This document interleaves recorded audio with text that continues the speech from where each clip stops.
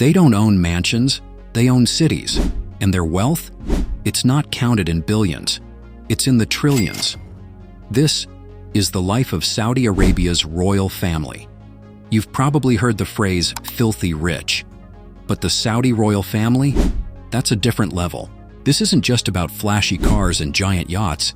This is a world where wealth becomes power, and power becomes legacy.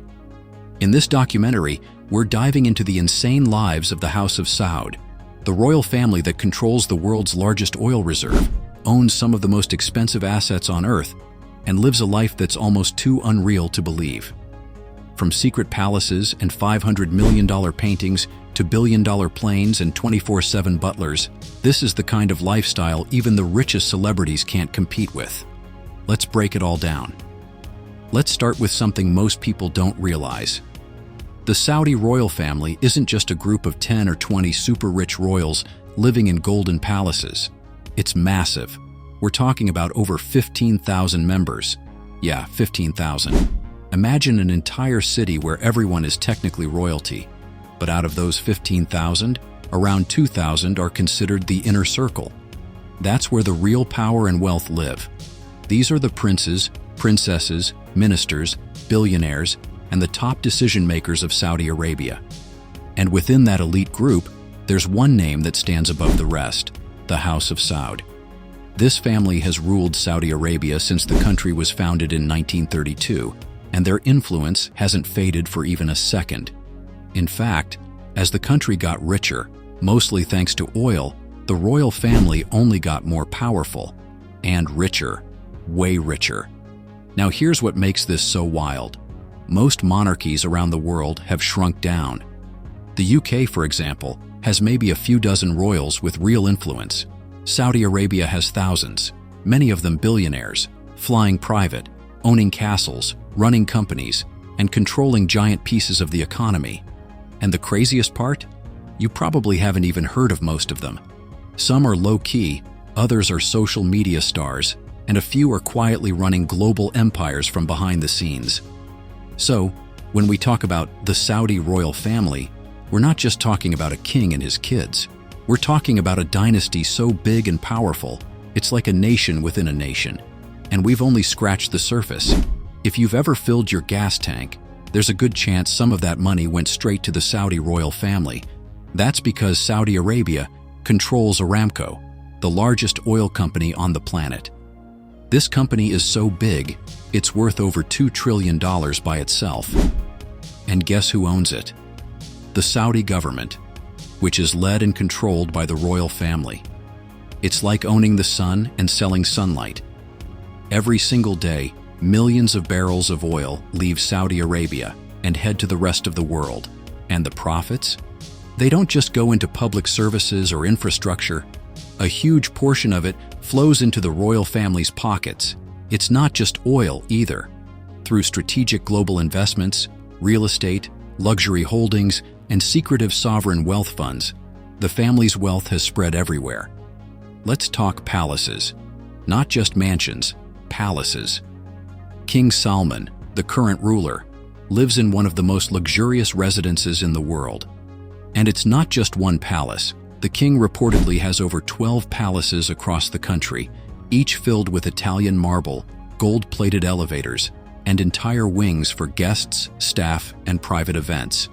But the real jaw-dropper is Al Yamama Palace in Riyadh.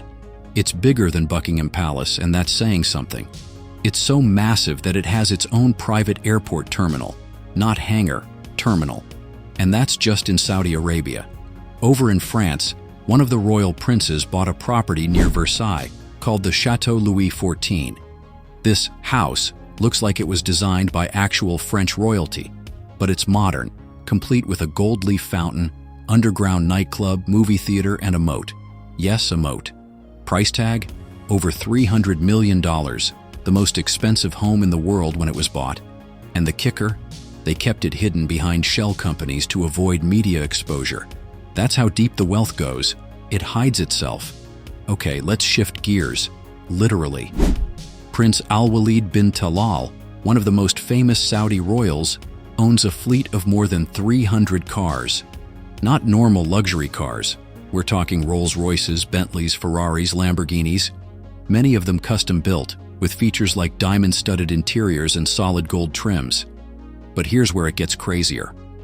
Prince Al-Walid ordered an Airbus A380, that's the world's largest passenger plane, and spent over $500 million turning it into a flying palace.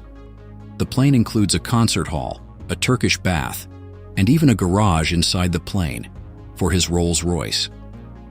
Not to be outdone, Crown Prince Mohammed bin Salman bought a $500 million yacht from a Russian billionaire.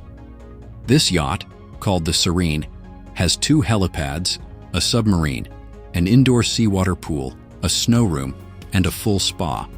And he reportedly bought it on a whim, after seeing it while vacationing in the south of France. When you're a trillionaire, your shopping cart gets a little different. Let's talk about something that says rich without saying a word: art. Not just any art, but the kind of art you need private security and a vault to even hang on your wall. For the Saudi royal family, art isn't just decoration. It's a power move, a way of telling the world, we don't just spend money, we shape culture. Let's start with one painting that made headlines everywhere: Salvatore Mundi. This is a portrait of Christ, painted by Leonardo da Vinci over 500 years ago.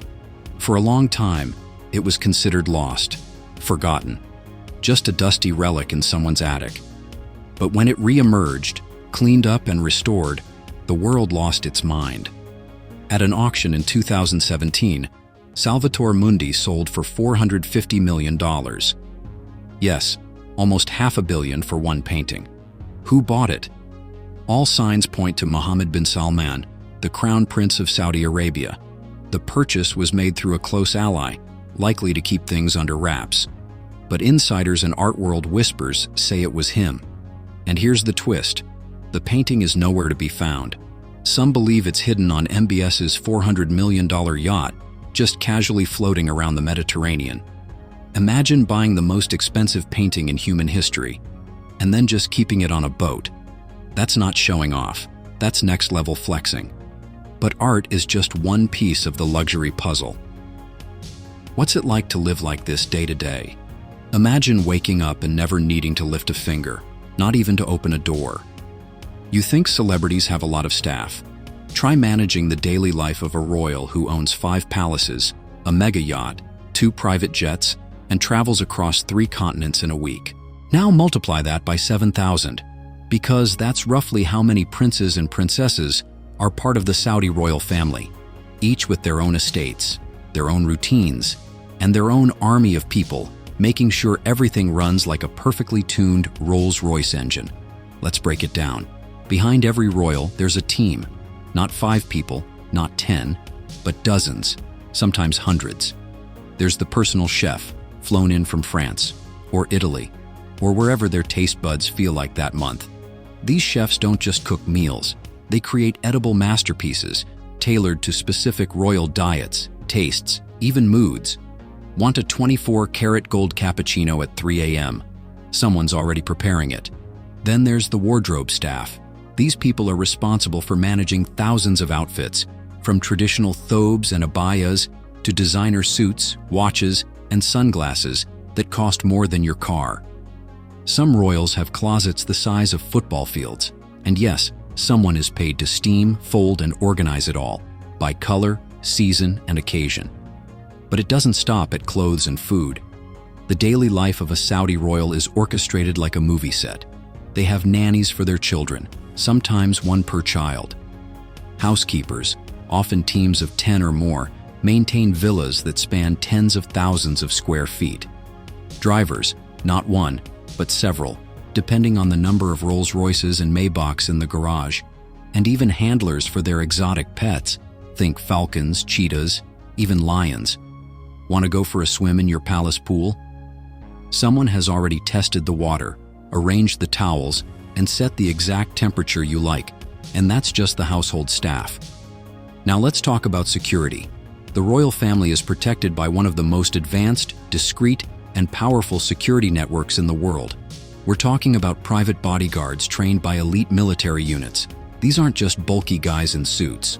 Many are ex-special forces, Some were trained in counter-surveillance, advanced driving, and hand-to-hand combat. You'd walk right past them on the street without noticing. And that's the point. Each high-ranking royal has a personal detail. That means 24/7 protection, at home, in transit, and while traveling. Some guards live in the palace compound. Others are embedded in the staff, blending in as assistants or managers.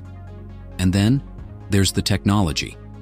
Royal residences are rigged with facial recognition, motion sensors, panic rooms, and even signal jammers to block unauthorized drones or surveillance equipment.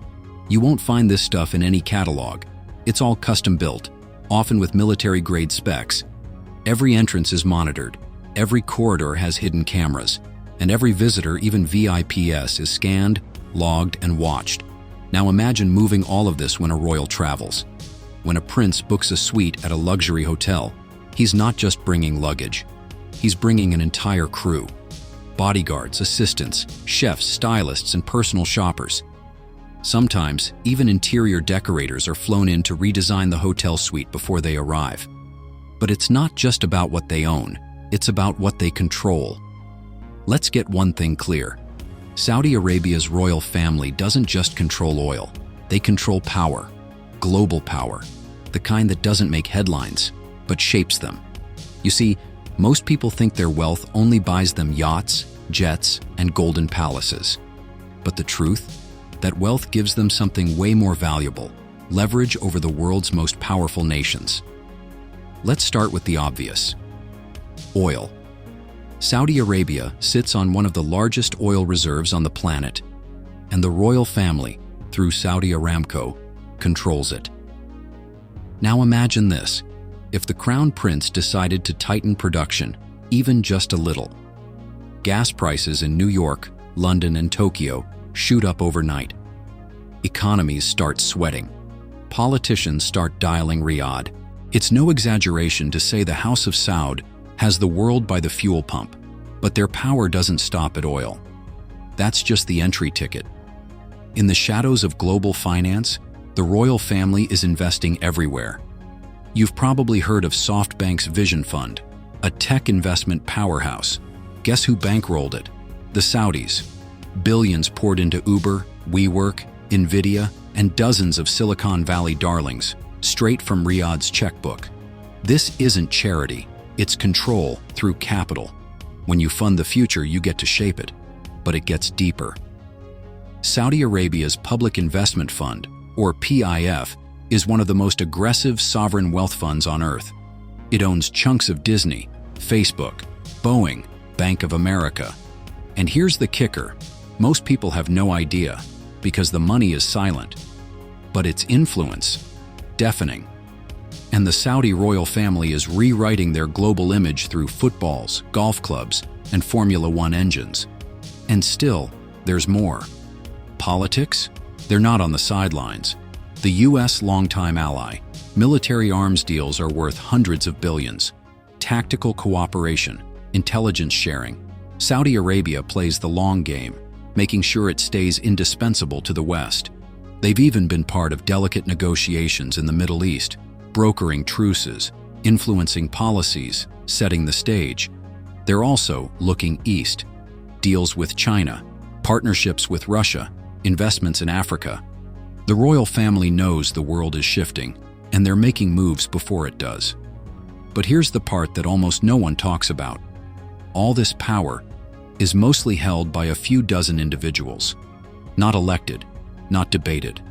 Passed down through bloodlines and sealed by centuries of tribal loyalty. Their influence is invisible, but it's everywhere. In your phone, your car, your stocks, your entertainment. The Saudi royal family isn't just rich. They've built a quiet empire, not with armies, but with investments, diplomacy, and precision. And the most dangerous thing? They're just getting started, and it's not slowing down. So, what's next for the Saudi royal family? They're not just sitting back on oil money anymore. They're planning something way bigger, and they're calling it Vision 2030. At its core, Vision 2030 is Saudi Arabia's plan to stop depending on oil and start building a new kind of future. A future powered by tourism, tech, entertainment, and big, bold ideas. And leading the charge is Crown Prince Mohammed bin Salman, also known as MBS. He's not your typical royal. He's young, ambitious, and he's trying to push Saudi Arabia into the future, fast. His goal? To make Saudi Arabia a global powerhouse, even after the oil runs out. One of the most insane projects under Vision 2030 is NEOM, a futuristic megacity that's supposed to run on clean energy, use AI to manage daily life, and even have flying taxis. The royal family is pouring hundreds of billions into this future. They're betting that once the oil is gone, these mega projects will keep the kingdom rich and powerful. But here's the twist. It's not just about money. This is about legacy.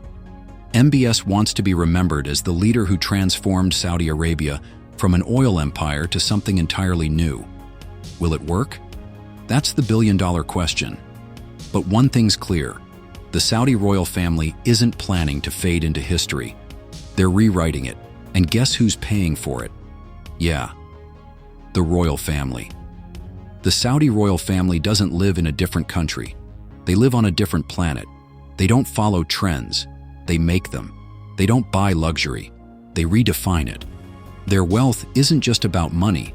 It's about power, secrecy, legacy, and vision. From palaces that touch the clouds to yachts that sail with submarines. From paintings worth $500 million to cities made of mirrors and algorithms. This is the trillionaire life of Saudi Arabia's royal family, and it's only getting bigger. So, this was it. Don't forget to like, share, and subscribe for more documentaries about the ultra-rich and their incredible lifestyle breakdown.